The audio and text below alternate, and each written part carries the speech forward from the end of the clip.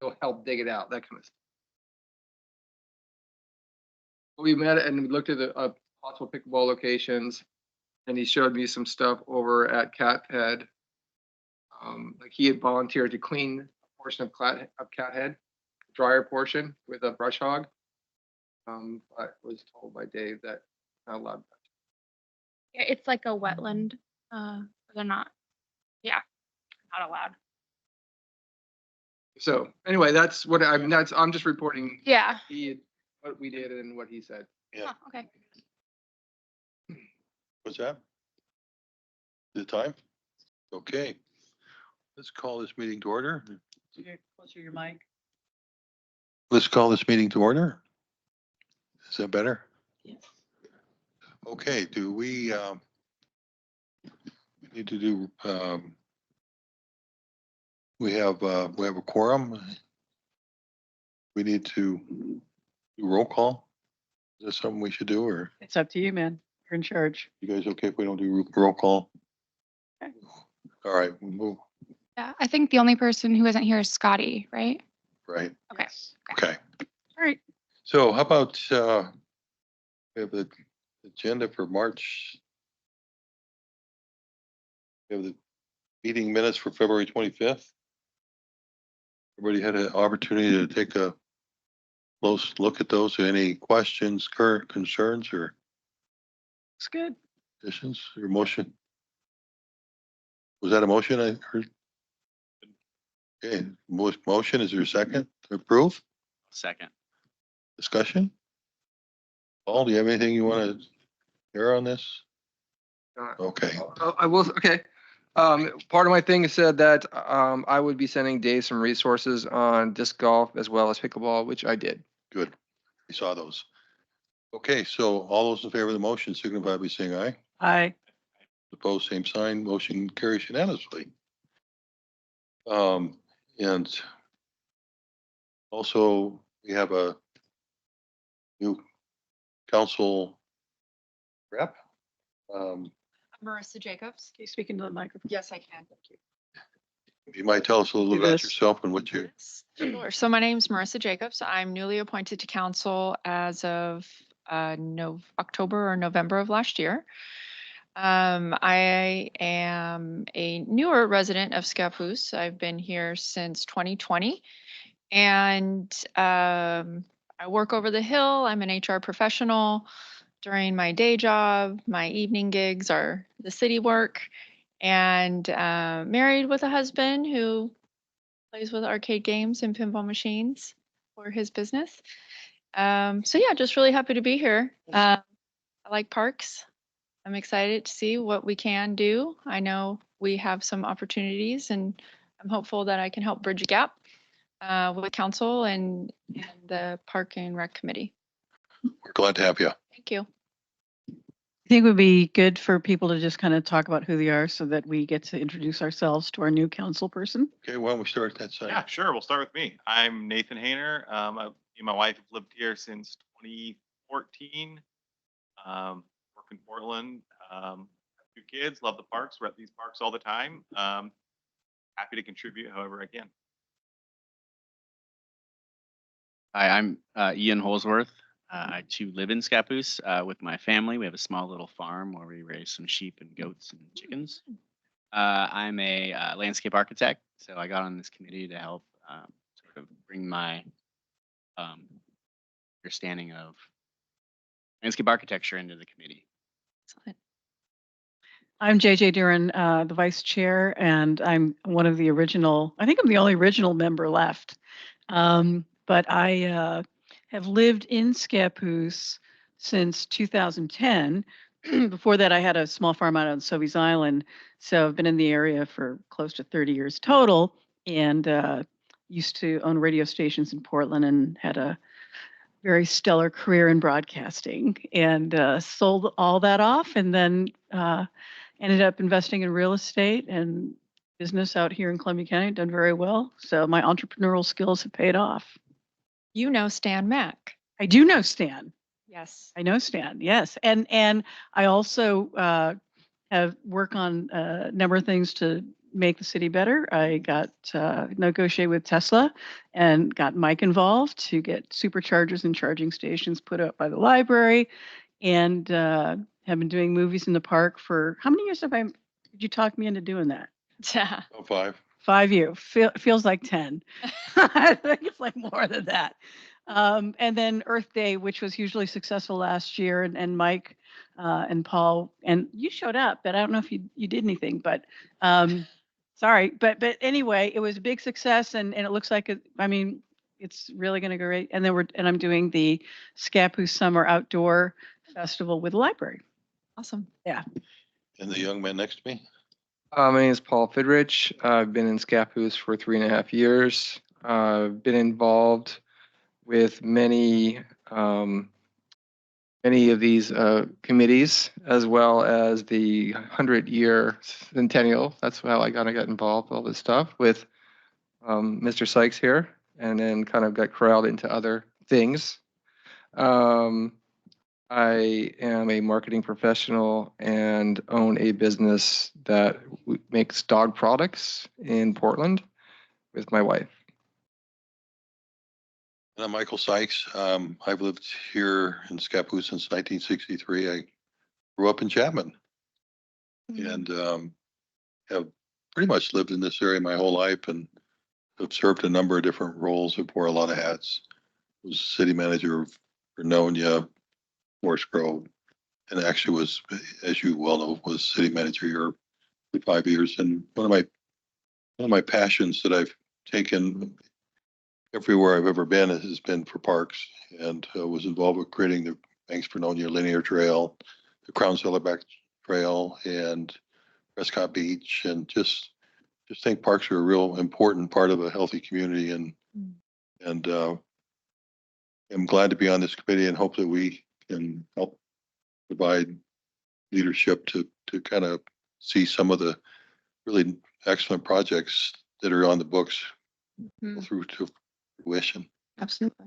And I recognize how limited staff is for the city, and got to say that I think we have a really good committee here with a lot of talent, and so glad to have you aboard. Thank you. And this young lady is. Hi. You want to introduce yourself?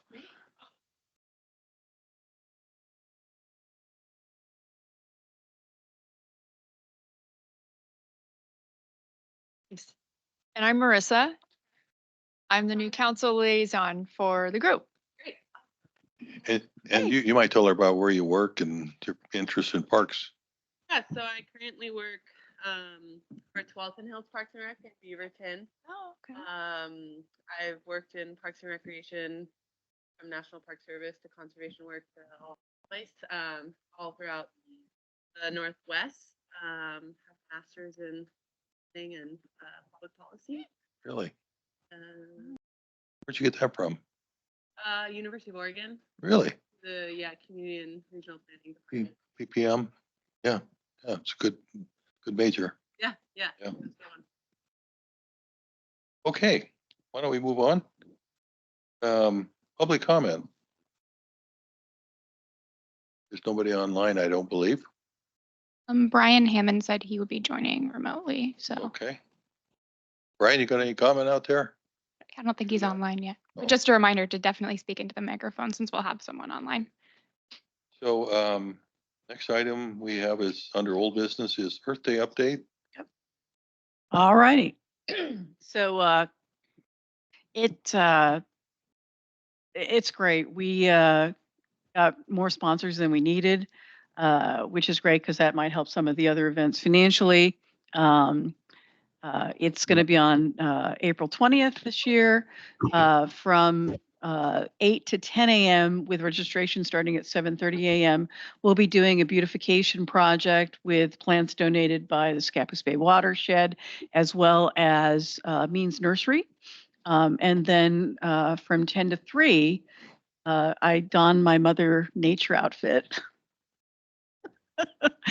and then I create fun mayhem for a few hours. We have live music. Some of our great sponsors like Columbia River PUD is going to be there talking about ways to be more energy efficient and really help the planet.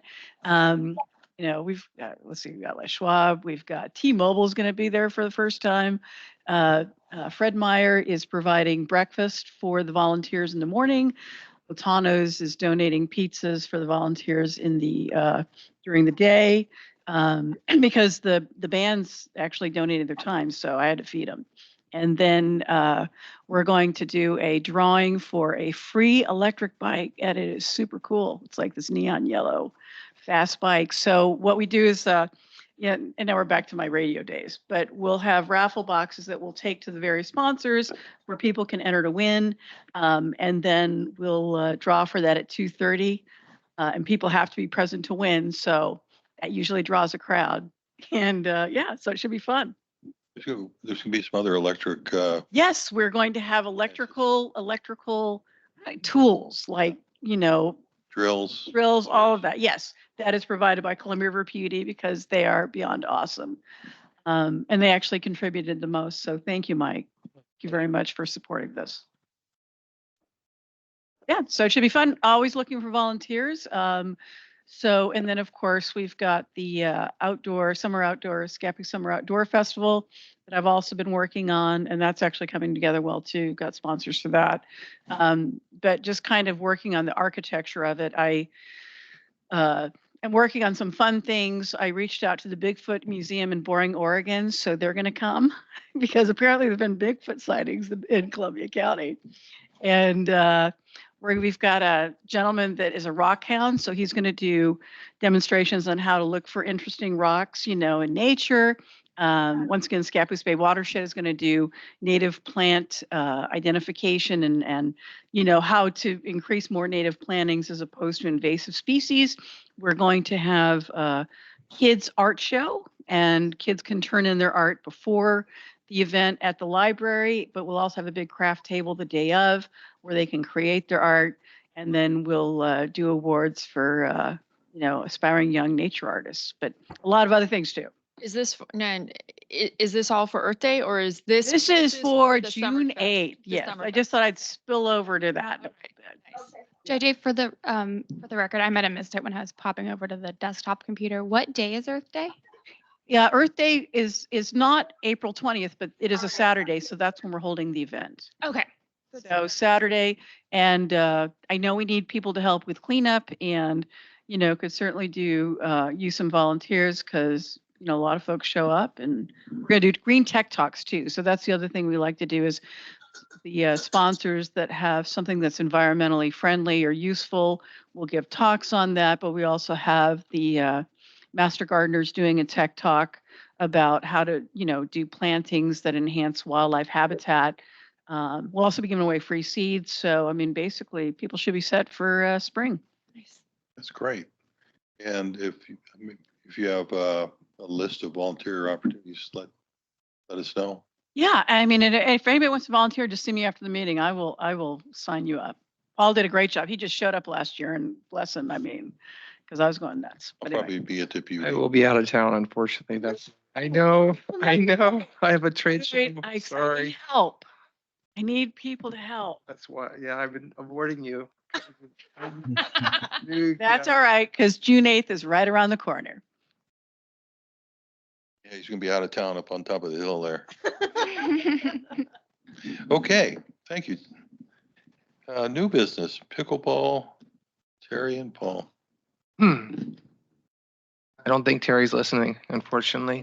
Just put Paul. So this is a little follow-up. So basically, last meeting, Dave talked about pickleball, which I think all of us have known. I've been on the committee for almost 3 years, that it's been on our radar. I do play quite a bit, as much as I can, but there's no courts in Scappoose. But the Quick question: Are there courts in St. Helens? There are courts in St. Helens. Unfortunately, there's no nets. You have to go to the library, and the nets they don't span the entire width of the court. Okay, all right, So it's not quite the optimum experience. all right. So anyway, so USA Pickleball has a great website and has pretty much everything you need to know about creating a pickleball court. Dimensions, materials, costs, everything else. I sent all that to Dave. Best practices. They have some grant opportunities as well because they're trying to build a sport. And so then Terry followed that up with some ideas on where we could place a pickleball in veterans, which is what Dave suggested. So he had some hand drawings, but then I actually made them to scale. And because Dave was interested in these two positions. So basically, and it's connected here, that it would be south of the ball field. That's one spot. It could be in any orientation. Where's that at? That's south of the second field, Right as you enter. right as you enter. Okay. And there's a couple reasons why. Well, so Dave suggested this area. So it's over 300 feet from the nearest house, which is what USA Pickleball recommends. They recommend this setup here, which is Dave suggested 4, by the way, is in a row, because if they're stacked, then you need to have a fence in between, because most of the balls go back and forth. So you'd have to have an additional fence. So this is the least expensive option. And the configuration, we could pick what we wanted to do with regards to 2 or 4, but Dave asked that I laid it out as 4. So this was just, and then myself and Terry went down and walked this area. And so this area is quite flat already. And I'm not saying that it should be this area, but this is what Dave asked us to look at. And that it was minimal excavation and things like this. So that's as far as we got. And this was just an exploratory thing, and nothing more than that. And I just wanted to give as much information as I could, and that's what we did. So where do you think it goes from here? I was hoping Dave would be at the meeting to talk about it. So USA Pickleball, it's tough to know pricing, whatever, but their estimates are about $30,000 to $35,000 for a 2-court setup. So if you did a 4-court setup, it obviously wouldn't be double. And that's based on, wherever regions they looked at, whatever it is. I'm guessing this would be in the $50,000 range to create this, because it's very, very simple. And for those of you that have never seen pickleball, you can actually fit 4 of these courts in one tennis court. So these courts are quite small. You kind of look at it from this view, it looks like, oh, it's a whole big tennis court. It's actually, these are quite tiny. So anyway, so I just wanted to give Dave as much information as possible, and that's kind of as far as we went. So based on your knowledge about our parks and pickleball courts, do you think this is worth pursuing? Well, pickleball is the fastest growing sport in the United States. And the amenities in Columbia County are very weak. The courts in St. Helens are actually a multi-sport court. And again, you have to go and rent a net and all this other business. I think it would be quite popular here in Scappoose. It'd be quite a draw, actually. And it's not just for older people. This is becoming a sport for all ages, which is great. It's a very low entry point. A paddle's $30. The balls are a couple bucks. So I think it'd be a great ad for the community, and it's been shown, in the work that we did on the Grabhorn project years ago, as well as the last Parks Master Plan, that pickleball is something that the citizens are interested in. Feedback? What do you guys think?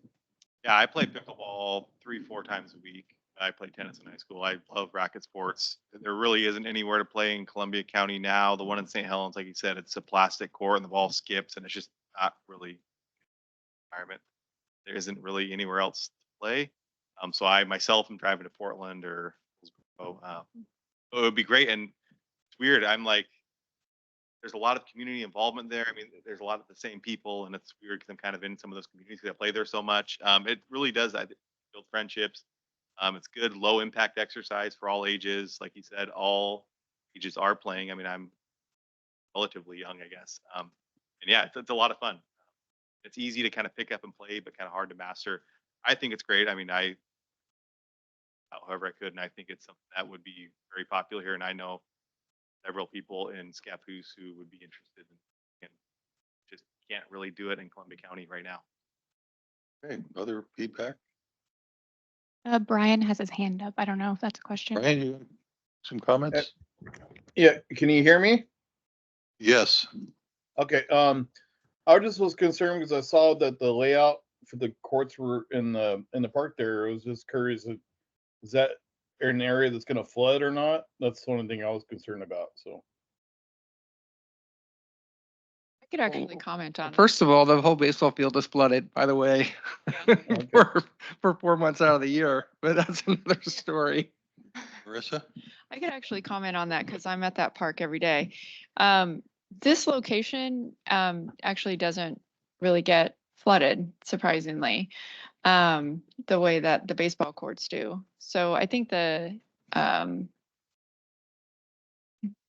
duration, if it was underwater, would be less than what the baseball courts are currently underwater, given the grading that they have there.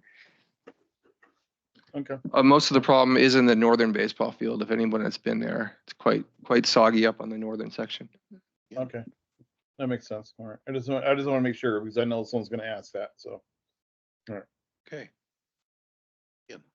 Yeah, I'm a big fan of putting pickleball in this park somewhere. And I know these aren't the final locations, but I think we should try to plan to get them somewhere near water, somewhere near restroom facilities, if possible. Yeah. And then I know that little kids play soccer in Mhm. this area. Mhm. I want to make sure we're not affecting that, especially since we've heard that we're really low on fields already. I will share that that was raised down in the Public Works office just between Dave and Doug, just briefly chatting about it. And the solution that they came up with was to move the little kids soccer to Grabhorn. Even though the whole of Grabhorn isn't completely flat, there's areas that are flat enough for like the little kids to be playing soccer. Yeah. That was their just off the cuff idea. Yeah, and I assume that's where they're going to move long term too when Yeah, Raptor eventually, gets right. completed to whatever level it needs to get completed to move this soccer over there. Did you know, was the cost with fences included? Yeah, that was caused with that. Yes. What height fence are we talking? So first of all, you don't need, a lot of these fences are also like the thinner, like kind of the plasticky style fence, you know what I mean? So But I don't know the height off the top of my head, but the, tennis court height. no, it's not. But USA Pickleball, whatever they use for their model was probably the proper height. Once we get deeper into that, we can, look into more details, but I don't remember the height on that off the top of my head.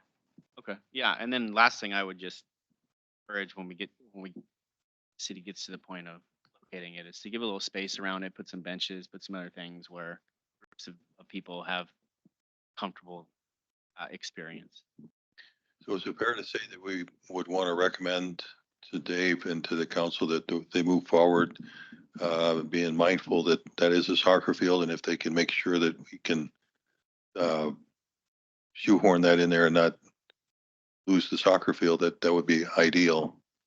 And that, maybe that's not the best location, but be a little closer examination that it's favorable and be great to move forward. Is that fair?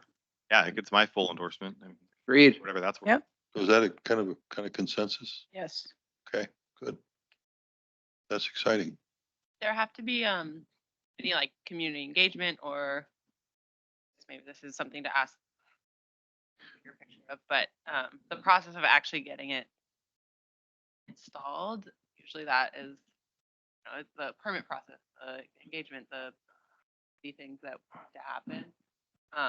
That'd be a good question for Dave, but I guess my initial take on that would be that we went through a process of developing the master plan, which included a lot of public feedback. So I would think that That would encompass in that, yeah. that would cover it. Paul, did you ever come across potential grant opportunities?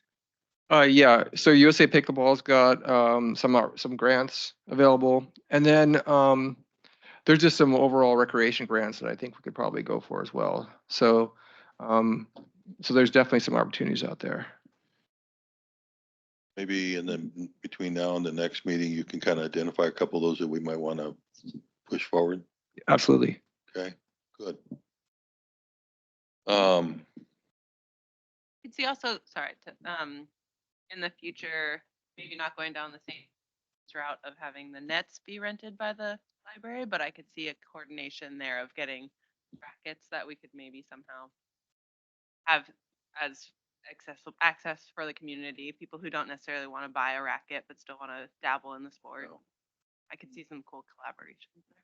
Well, most parks that I've seen in Portland, Hillsborough, there's a lock box there and they have nets and the paddles in there. And then community members have a code and they go in there and dribble nets, they take out the nets and set them up with also balls and paddles and stuff in there. So just applies what I've seen. Nice, nice. Okay, announcements and general discussion. I guess one thing I want to say is between this this last month, I took time to go on to Oregon State Parks on their website and looked up grants, which I was fairly familiar with. And I would encourage, and it might be a useful exercise for us as a group to look at that webpage, because they have about 4 or 5 different grants that are really, really good opportunities for us. And just kind of consider that as we move forward, because, you know, it's the local government grant is the one that was identified for Grabhorn, and it's also the same one that funded the Heritage Park and the Concomly. But there's 3 or 4 others that are really good. That are worth looking at. It might be maybe at our next meeting we can put that on there and just kind of do a quick walk through those grants. And I guess the other thing I just want to mention is I had a opportunity to talk to Larry Lehman, the interim city manager, and also spoke with Dave a bit about Grabhorn. And you know, Dave's pretty concerned that, I think his concern is that whole park's going to cost $3.5 million, and he doesn't have that money. And there's a piece of the property that has wetlands, and so, you know, his concern is I think he doesn't want to move forward, you know, because he can't accomplish all that stuff at $3.5 million. And anyway, my discussion with him and Larry really was similar. You know, my comment was, it may be too late this year to go for a grant, but we got another year, and maybe that would be one of our critical things that we need to accomplish, is to kind of move that grant and have it ready to go next April. Yes. And do it in phases, because the honest truth is, you know, $750,000 is a lot of money to pass up. And it might be you go for 600,000, who knows? But the hardest thing for small communities to do when they apply for grants is having a match. This park out here, the match for the fountain was Michael Curry and his design, and all the Rotaries, all their time, and that's how we came up with the 40%. And Concomly was the price of the purchase of that property, and that's how we were able to make those hard improvements that I think Marissa would tell you, looking at the city's budget, that they don't have a robust park budget. And so these opportunities, you got to take advantage of them when you can. And I think Larry really understood that.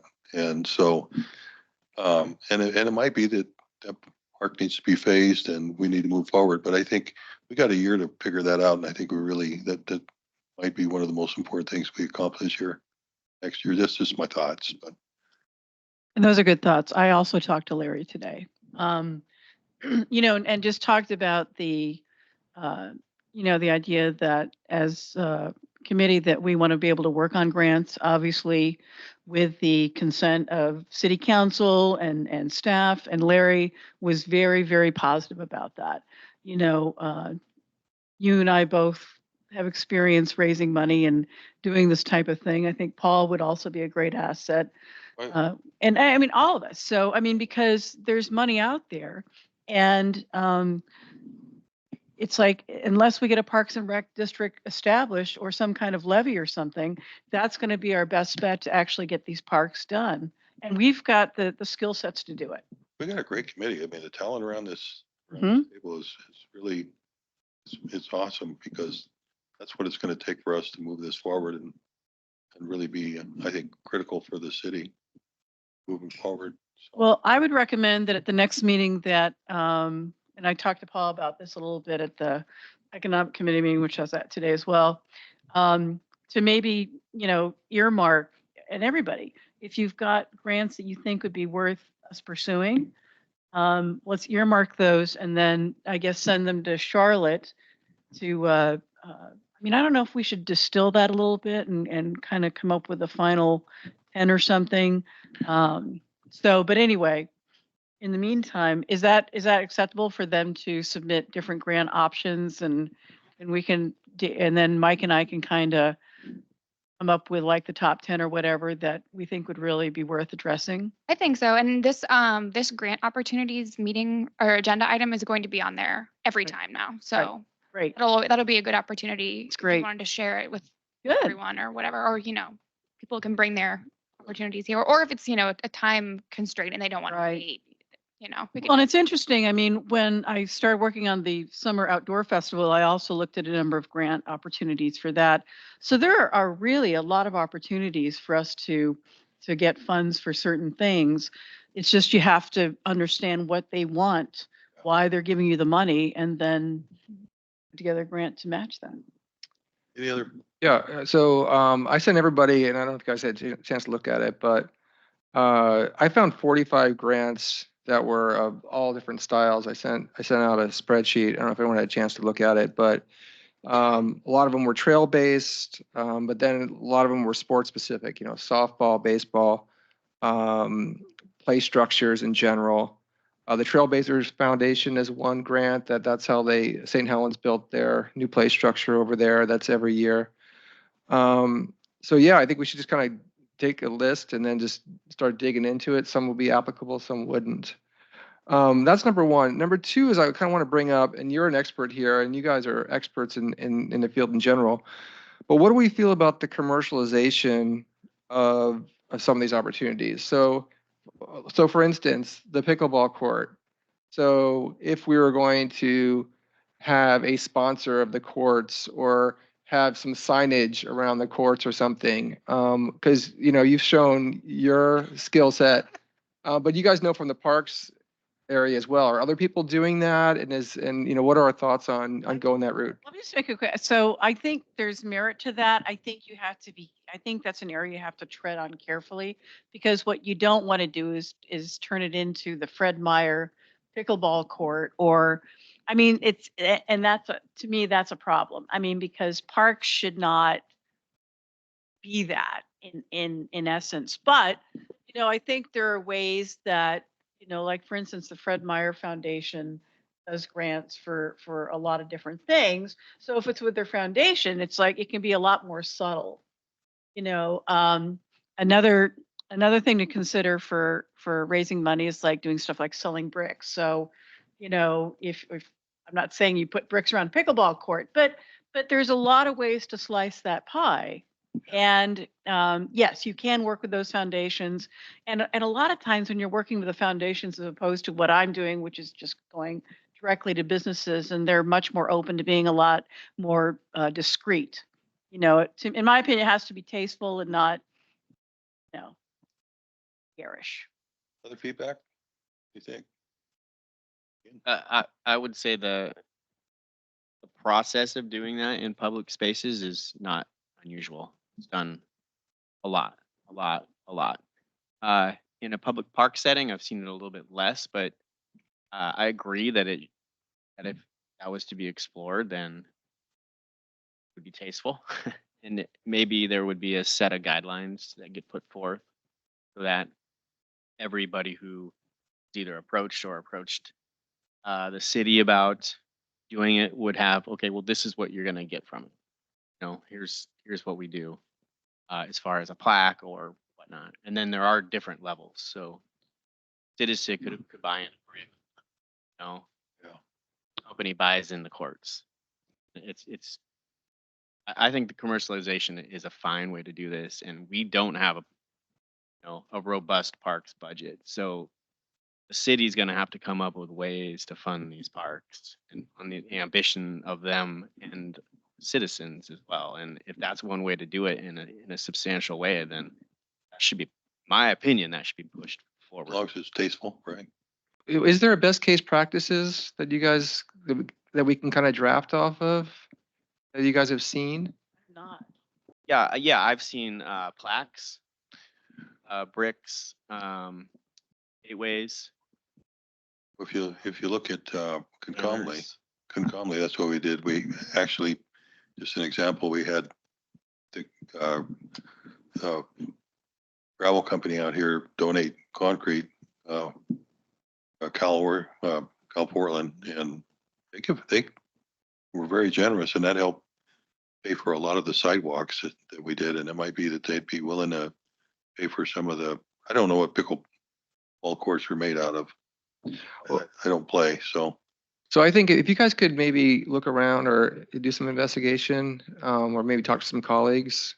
I kind of think that it shouldn't be evergreen, because you kind of see these things like sometimes where it's, thanks for, Joe's whatever, and like, oh man, Joe's restaurant's been out of business for 20 years, but its sign's still on there.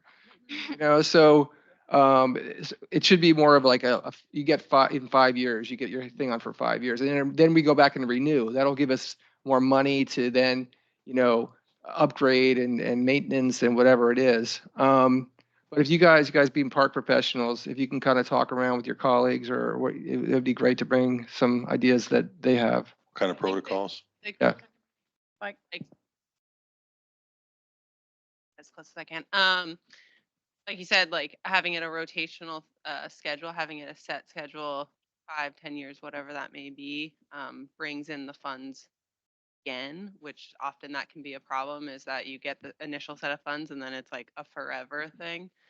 The other thing is I've seen where it has to be like district or city led and standardized. So it can't be, maybe it could be, but to maybe keep it tasteful, if that's the word we're going to use, having it not be like, oh, Fred Meyer is asking for this specific thing. It's more, we have a vision that we want to see the city complete, and the funds are what's going to help us get that way. And with that, then you get a plaque, a bench, whatever it may be. Like that. Yeah, and I've seen, a number of parks, and this is on a much smaller scale, obviously, but you'll have people that will just do benches in memory of, like Sobeys Island has a lot of those. There's a bird watching kind of berm that you can go walk up, and they've got like 2 or 3 benches that are recognizing people that were wildlife conservationists that supported stuff. So that's another option. The line to walk there is that you don't turn it into like a headstone type of. You gotta be a little mindful of that. But I think there's merit in that too. We have that in Veterans Park already, in loving memory, for a bench. Yeah, my parents are on one of those benches. Oh, yeah. Could I, if I may, Yes. am I allowed please. to freely participate? Hey, we love your participation. I think these are all great ideas to definitely let's make some progress. I'm a action kind of person. I like to get things done. So this is all very good things to hear. I'd just like to offer one suggestion. Going back to grant opportunities, one, I think it's a great thing that it's going to be a standing item on the agenda, and you already have some resources. And this may be implied, and so forgive me if it is, because I'm new. Tying back the grant opportunities directly to the parks master plan will be, I think, even more impactful and beneficial. So identifying what the grant is and where exactly in the master park plan that would make an impact. So then that way it's helping to drive that vision forward. And we could start moving some of those items that are in that document. Sounds great. Tying to For the that. master plan also helps you have a little bit more like oomph to get the grant. Right. Because it's like, no, the city, the people, we're all invested in this, so Right. kind of goes both ways. So Well, the other thing is some of the grants require that it be tied to your, yeah, you get more yeah, it's points. actually like in the Yeah. grant, yeah. So that's a good suggestion. Now, council, we went through a pretty robust goal setting process for our committee and we forwarded that to the council, but I haven't heard back if they identified or adopted any goals for parks that we should be aware of. And if so, it'd be nice to kind of maybe review those at the next meeting. You mean you didn't listen to the 6-hour session that they had a few months ago? No. No, their goal setting session? Oh, is About this, I can fill you in. Okay, Because I was there. okay. But just to let you know that, yes, we did have a goal setting session. It was a little bit truncated of a goal session. We did walk away with a defined set of goals. What we did not have the opportunity was to calibrate on the committee goals. However, in speaking with the mayor, I did express my excitement for being a part of the parks team and how he knows I have a disposition for action. So he would like to, we'll schedule a time for the committee to come to a work session. And so I'll make sure that we get that on the books and I'll continue to keep you updated. So at least as you're continuing to do your work of identifying grants and we tie it to the master plan, we can start priority ranking and at least come with position. I believe that work session has been scheduled already for the 15th of April. Yay. 15th? Yeah, so keep that on the, I guess, I don't know if it's been absolutely 100% confirmed, but as of now, it's on the 15th. Wonderful. I'll be sending out an email when I know 100% sure. Thank you. Okay, good. I think we should talk for 15 more minutes so you have to wait and have dinner with your son. It's birthday. Day to day. Oh, I do have one thing, sorry, as a staff announcement. Isaac has asked me to share with you all that the, sorry, I have to remember what it's called. The Community Enhancement Program grants are now open. So if you or anyone you know have an organization that's within the urban growth boundary that would like to potentially get some money from this grant program through the city, applications are due by May 7th at 5 p.m. Movies in more the park information will on the website. definitely be applying. Thank you. Go ahead. Yeah, so I'd like to maybe just tee up for next meeting so it's more efficient. What we expect to accomplish, not that we're going to try to do it now, with the grab horn discussion. I think that'd be great. So, I'll just start it off. So Dave talked about it's $3.7 million total right now for the grab horn project. But the design was done without a budget. So it's kind of like that was the sky's the limit type thing. And if you look at the actual design, a lot of that money is toward road and all this other things. So then he suggested during the meeting, well, maybe it's a scaled down project. Maybe it's disc golf or something simple that goes in there. So my question back to the group is what should we be doing? Should we be coming with ideas on what we think we can get done? Should we, be looking for other alternatives? Should we, what do we want? What do we expect at a next meeting? But Dave can also get ready. I think any, I have my thoughts. So you guys want to jump in? Ian? Yeah, sure. I'll jump in. I think that a couple years of design has gone into this, and we are where we are because the community members in the city and the citizens. That's the vision that they want for the park. So I don't think it's throwing everything out. And until the city brings forth some form of budget, it's almost a worthless act on our part to try to scale down on our own and figure out what can and can't get built. In that we're going to spend a lot of time and then they're going to come back and say, well, we don't have money for that either. Or we've decided to punt that 2 or 3 years down the road. So there's a little bit of back and forth and understanding if we're going to take this route, which I fully support. I've offered my assistance to Dave already to sit with him and just see what out of the construction budget in there can be moved to a later date or whatnot. But it's just tough in the process of designing, engineering, and building to step into the middle and back off without the role of the engineering company and the city and everybody involved. We can do it, and I think it would be a worthwhile session to kind of be able to bring to the city and say, look, here's a scaled back option that we feel sets us up to accomplish some of the first major goals that Grabhorn was going to do for the community and sets us up for continuing and finishing in the future. So That makes phase, sense. so phase it basically. Come up with a, If we're going to do it, I There you think go. we figure out how an early phase can work to still accomplish something that the community can be proud of. That makes sense. absolutely. Other feedback? You guys think? I have some feedback. So another approach is kind of like take an example, like you want to build a gazebo, you don't have the money, but at least you put some picnic tables out there. Because it's not going to ruin the gazebo. So another approach might be those are youth soccer fields, and we think we can fit three of them on there, and they just put their nets up, and that'll be sufficient for a while. Or disc golf's been asked for a long time. It's like a throwaway. It's 4 figures, whatever, a couple $1,000s. You put some holes up, and you just take them out when we're ready.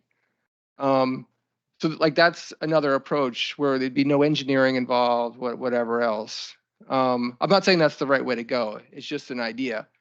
But I guess that's my point is like, when we come to the table, does he want to see these different things? And then do we go out and vet that with like the sports groups, for instance? Do we say to the soccer guys, hey, can you fit 2 fields here or something?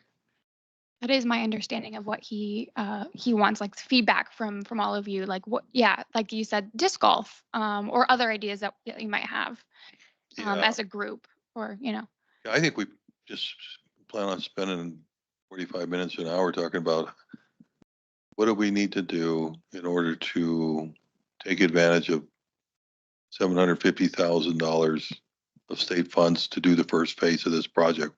What should that be? What can we do that's going to be kind of set the stage for future development? Because the truth is, we all know we can't do it all at once. Yes. Would you want to do that in a SWOT format? I don't know, maybe.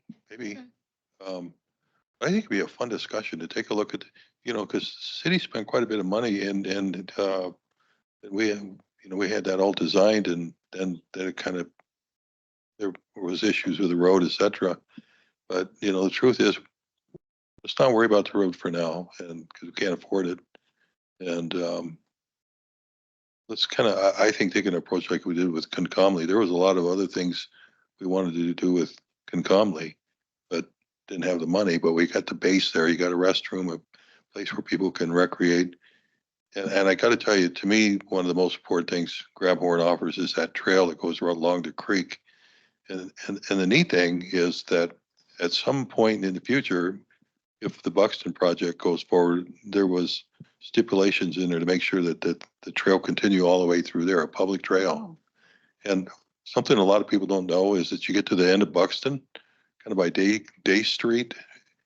The city owns the lot on both sides of the creek. And you could put a bridge there. And so you could walk from like the mid school across that little bridge, and it could be really special. And the neat thing is that a lot of it's going to be built, but that trail's, I think, key. But anyway, I'll quit blithering. But I think it'd be fun to have an hour discussion with Dave and kind of give our feedback to the council about how we think we can move this thing.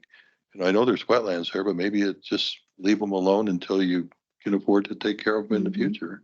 So, but anyway, I've said this too many times, but not taking advantage of the match that property purchase offers would be really a tragedy, I think. But can you tell us a little bit more about the grant? So so for instance, if we came up and said it's going to be a disc golf course, we made a design for it and whatever, which they kind of already did. Could we then go for the grant? Could then be used? Absolutely.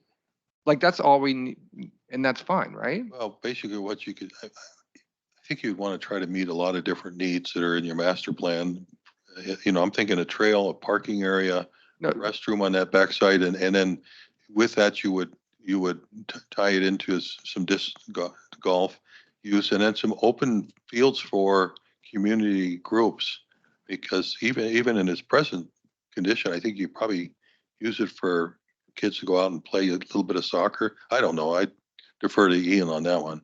Yes. Well, and I think the one of the key things is that also looking at the actual cost so that we can get to 750,000 regardless of what it is that we put in. And so it's like, yes, we can do this for 750,000, and that's why we're going for this grant. But you already know that. Yeah. Anyway, Are you asking, like, where's the money? Like, if we were to do something small, like a disc golf course or whatever little thing that can happen, like where the funding would come from? Like, will No. it come from the grant, or will it have to? and also like they're not like, so if we say, okay, we want to put a disc golf course in and the trail, for instance. Yeah. And then do we have to show that we spent that 750,000 on just those two things, or do we get this? No. Yes or no? No, you have to have a detailed plan, a plan of what you're going to do. I know, but does it have to be a one-to-one dollar thing, or do you get the 750? No, You get a matching grant because we already did the other half of the match, right? We already paid.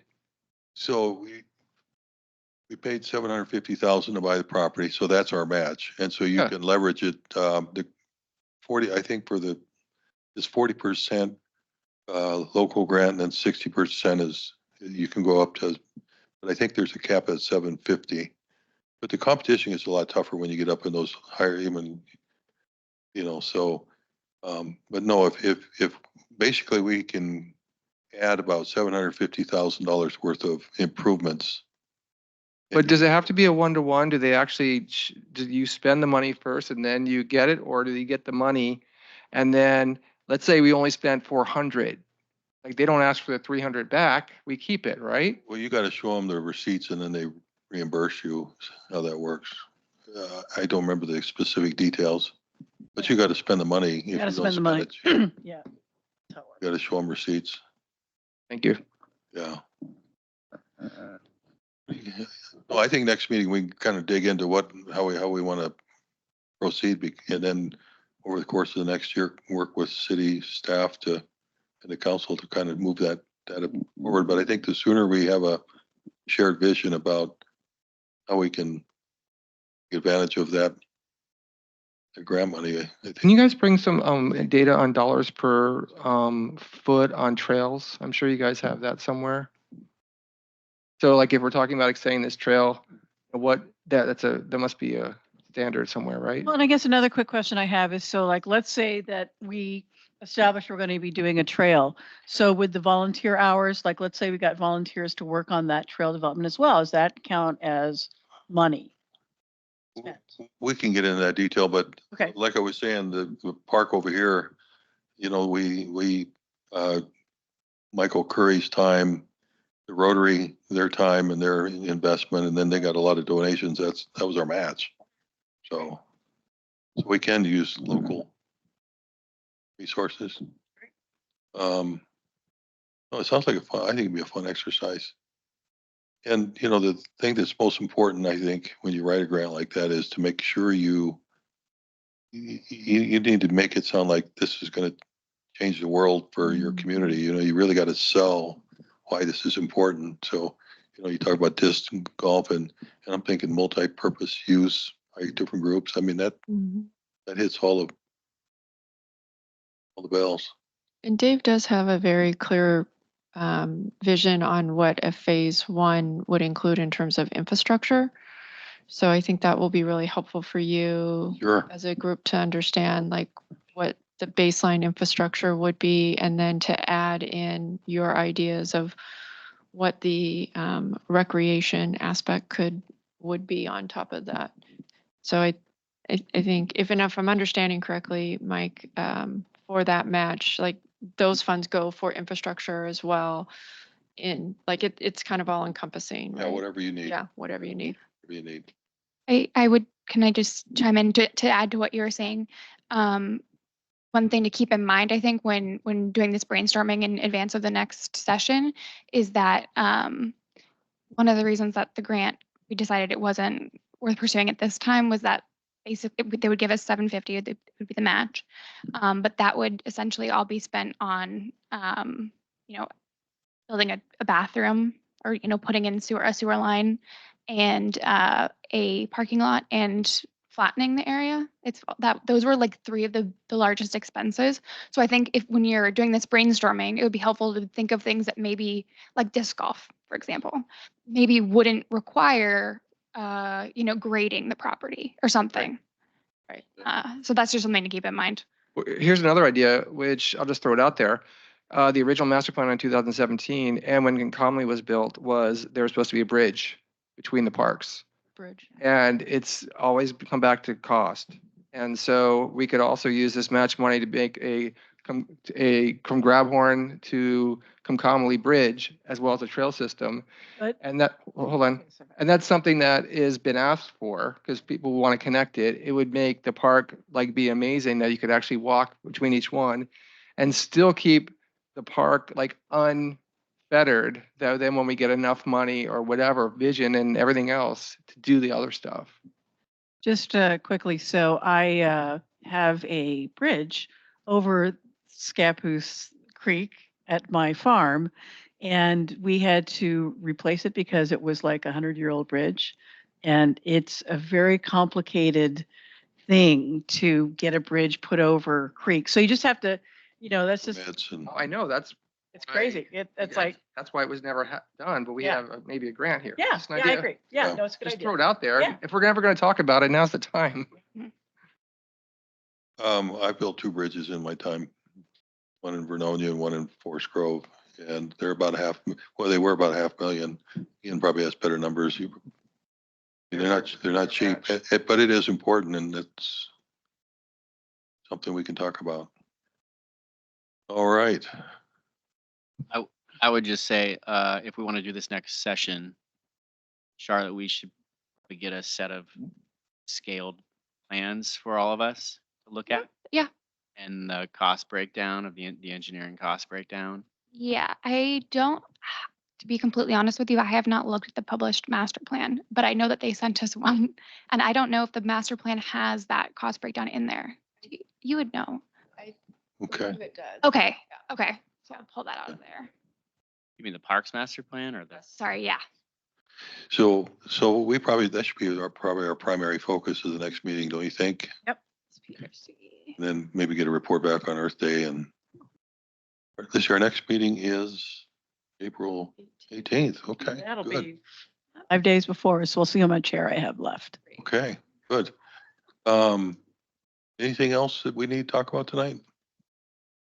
I don't know the answer to this because I haven't been here long enough. For filling the opening, that is a council responsibility, I believe. That is correct. Okay. So basically, Oh, yeah, but- usually, I don't know how you do it anymore, but the mayor has the authority to make those appointments. Okay. And We posted. it's- We just became aware collectively, I suppose we all became aware tonight that we were down. a so member. Susan would advertise it and then, Okay. submit, and then hopefully, I mean, hopefully bring them in and introduce them to the council. And then, Yeah, I'll send her an email tomorrow. Yeah. Sounds good. fantastic. Anything else we need to talk about? Have dinner with your kid. It's a good meeting. Thank you, Mike. Thank you, everybody. There, everyone. Yeah.